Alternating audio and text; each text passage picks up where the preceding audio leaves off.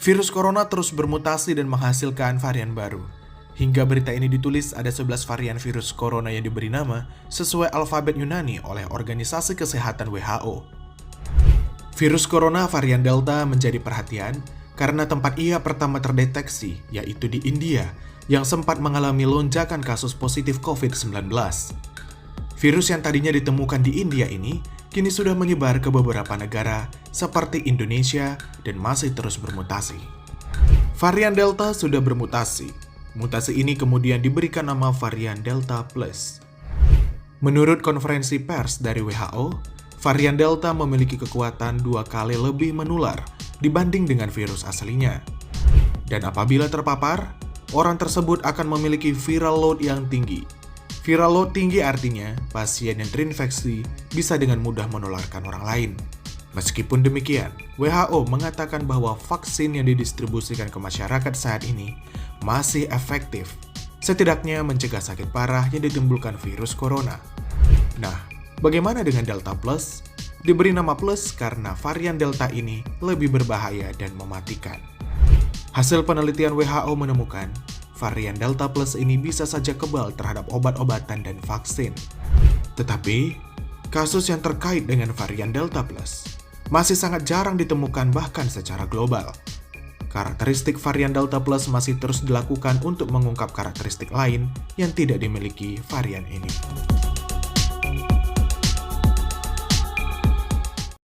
Pemirsa, corona varian Delta asal India kini mendapat perhatian khusus pemerintah Indonesia. Selain karena penularannya lebih cepat, varian Delta memiliki gejala yang lebih parah. Berikut ulasannya.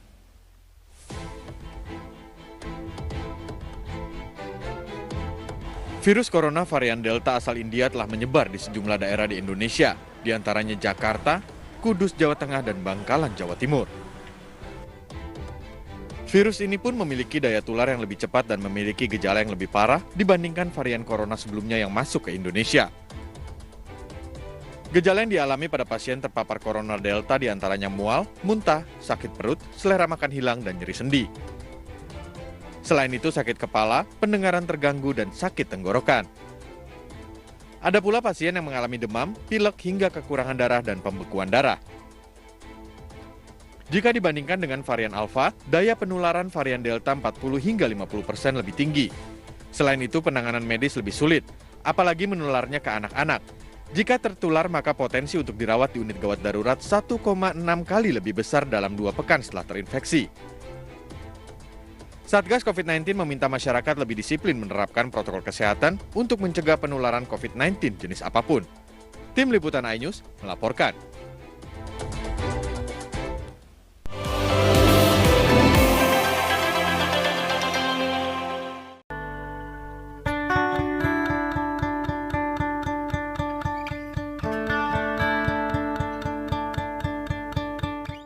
Virus COVID-19 di Indonesia menyebar kian masif. Varian Delta adalah mutasi virus yang paling mudah menular. Sekalipun demikian, tidak usah panik namun tetap waspada. WHO merekomendasikan cara menghindari penyebaran varian Delta.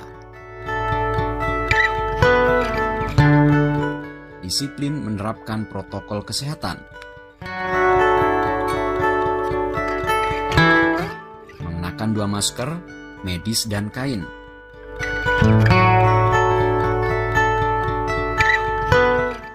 Pastikan masker yang digunakan menutup semua area hidung dan mulut, serta tidak ada rongga atau celah yang memungkinkan virus masuk ke dalam hidung dan mulut.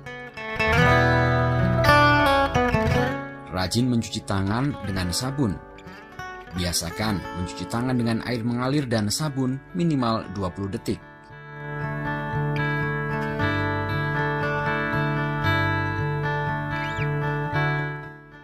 Jaga jarak setidaknya 1 meter. Hindari kerumunan dan batasi waktu berada di ruang tertutup dan ramai.